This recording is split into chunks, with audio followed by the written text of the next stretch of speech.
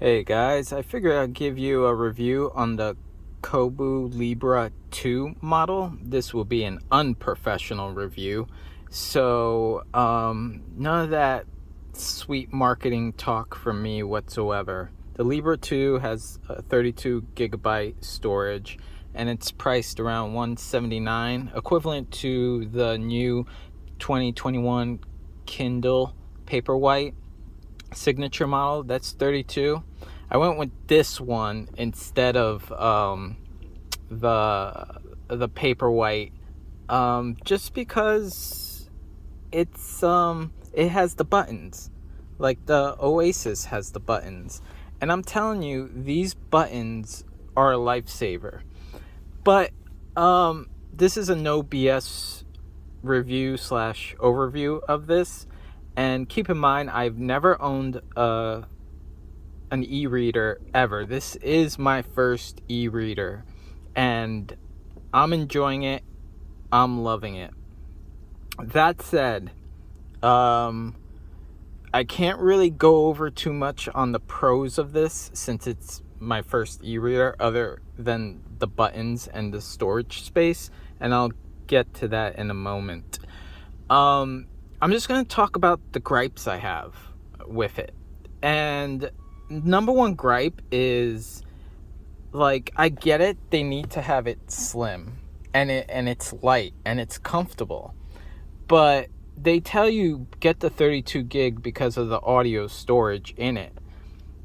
Well, my major gripe is with Bluetooth on and using audiobooks, it drains the battery like crazy. I mean, okay, so for an example, you're listening to an audiobook, right? So I have one audiobook here, which is Dune, right? And I hit play. But here we go here, right, to the menu or whatever. You see how there's tracks, right? You would think, just like a CD player, the minute you're done with one track, it stops. But no, it continues. So if you're listening to this in bed while you're sleeping, it will play through the whole entire book, and in the morning, this thing will be dead. Now, one reviewer says you'll get like about 18 hours of audio track time. We're gonna go with realistic world 8 hours. You're not gonna listen to it more than 8 hours, and by that time your battery's at 30%, 20%, and you want to recharge it. So it does horrible. A second note is, I don't understand why an audio track is 500 megabytes. They're right, you need the extra storage for audiobooks. There's no way other around it. You need a 32 gig model if you're into the audiobook world. It's going to use your Bluetooth, which is going to drain the battery, also power the device, and it drains it. Like, you need a bigger battery pack. That's all I'm saying. Or connect it to something if you're going to listen to audiobooks. That's a gripe, and that's inevitable because it's super thin. The battery in here is probably like a watch battery or something. I'm over exaggerating, but anyway, let's talk about the books now. Now, the things that they do not tell you on the sites is Kindle versus Kobo's bookstore. Let me tell you, Kindle is dirt cheap when it comes to buying these books. On Kobo's, they're crazy expensive. I'm talking about you're paying practically full price of a real book on most cases. They do have an option on their website that they do price match, and they're really quick with the price matching with no issues or anything. But what these other sites do not tell you, when they price match it, they don't refund you. They put it in your credit account. So therefore, when you buy another book, it takes that credit off that book. So you're never getting your money back. So if you find a $35 book on the Kobo store and you find it for like $10 on the Amazon store, well, you're going to get $20 credit in the store. You don't get that money back, which is kind of But to upsides that, they have the what is it called? The over collection thing. Whoops, it's under Discover. I'm not going to tell you about the app of the Overdrive store.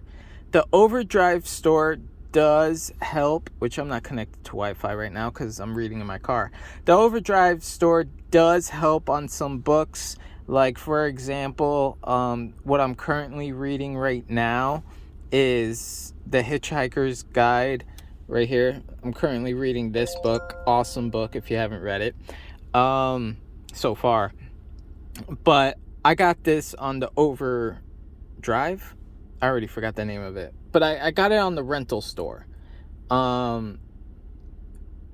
If I don't think Kindle has it, or you have to download an app or something in order to get it, but they're basically the same price. They're like $8-9 for the book.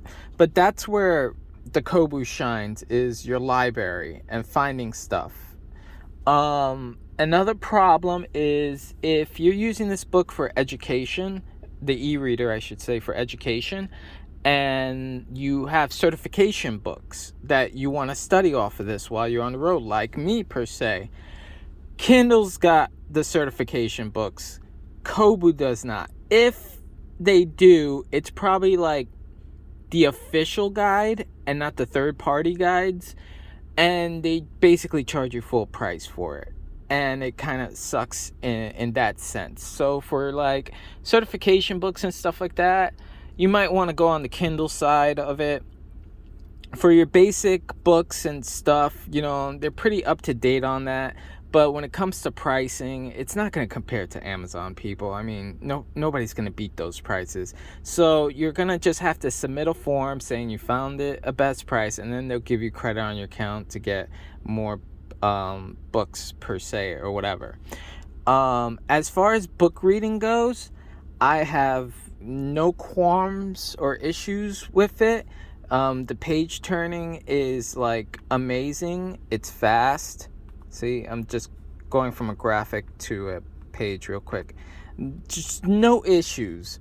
The lighting on it, you see reviews about, the Kindle, you can just, drag your finger on here, but with the Kobo, you're gonna have to let it go and see where you want it. All right, so this is what they don't tell you, people, is that this whole dragging drop thing where you go like this, let it go for the light to activate. In order to activate it, you got to press it, hold it, and drag it, and then let it go, and it activates. Okay, with the Kindle, you can just hold it down and drag it, and it illuminates the way you want it and stuff like that. Okay, so what they don't tell you is that this feature right here is only for the app. This window, these buttons and stuff, and you're not spending the majority of your time here. You're spending the majority of your time reading a book. So if we go back to the Hitchhiker's Guide, right, and let me put it on the graphic right here, they do have a sliding feature with your finger, so you can adjust it on the fly. The Kindles do not have this, and this is so awesome. I freaking love it. This whole touch side thing or whatever. Don't mind the glare. It's just my car light hitting it. You don't get glare in like direct sunlight or anything. It's actually beautiful in the sunlight. But yeah, that's another thing they don't tell you on these like paid reviews, or they say they don't get paid and all that nonsense and stuff like that. Because I was seriously looking at the Oasis. I wanted the Oasis bad. But that price tag was like ridiculous. And compared to this, to the Oasis, it's both a 7-inch screen. It both has 32 gigabytes. It both offers warming and cooling lights or whatever. I mean, the way it operates is different from the Kindle. But other than that, for $179 compared to Kindle's price of like $250 or something like that, this is a freaking bargain. My only downside is the bookstore. It's not as big as the Kindle, and but you have your libraries to supplement that. And the price of the books are kind of up there on the store compared to the Kindle. This is maybe a microsecond slower than the Oasis or the new generation Paperwhite, but it's not noticeable. It really isn't. Even going through these, well, I don't have internet right now, so I don't even know why I'm clicking there. But either going through the menus and stuff and going through home, it's decent. I have no complaints about it. The thing I love is that there's no ads on this either. You shut it off, put it on sleep mode. It's on sleep mode. Boom, you got your book cover. You don't get the stupid ads that you gotta get Amazon to shut them off and stuff like that. So there's pros and there's cons, and there's like, okay, Kindle is plus on this side and Kobo is plus on that side. Now let's talk about the feel and the construction. I'm holding my phone, so I can't do that. So if I grab my hand here and I grab with my other hand here and I start contorting the thing, some people said that like it cracks or it feels cheap. With the Libra 2, no issues. There was also things I heard about the lighting is not like perfect around this edge only. No issues whatsoever with mine. Like, no issues. Another gripe that I hear about is like, okay, this is like plasticky feel. First of all, it feels like I don't know how to best explain it, but if you're in a luxury car, the dashboard isn't hard plastic. It has like a little felt to it or whatever. That's what this feels. It's like a felt kind of plastic feeling, which is like smooth, and it's not aluminum where it's just gonna slide. It provides some grip on your hand. If you have sweaty palms, it gives you grip and security. The thickness of this bezel, I have no issues with. If I had to agree with the reviewers, they talk a lot about these buttons, like you have to press it at a certain spot to make it turn or do something. I know what they're kind of talking about. Like, it's easier to click down here than it is up here, but you can easily alleviate that if you switch the page turn. So for me, I hold it like this, so my finger is always here. So I use this button instead of this button to page turn. By default, it's this button to page turn. Another gripe is when I have it in, so this is kind of personal preference now that I'm getting into, but let me get back to the Galaxy Book. So now, by default, it's this button to page turn, but I switched it up to here.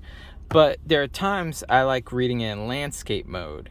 So this button will obviously be a change page, but no, it's this one now. So that's my only gripe about it. It flips as far as the page turning goes.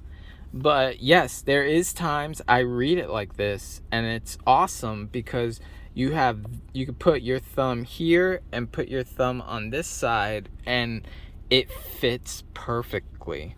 And there's other times I really like it. If I'm in the car, I'm reading it like this. If I'm in the bed lying on my back, I'll read it like this. So I love that option that it has.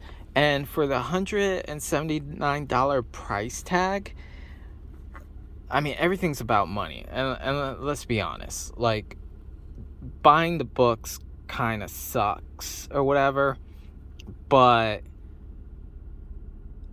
it's just it's just your personal preference. If you want to save money on books and you buy a lot of books, then I would say, yeah, go get the Kindle.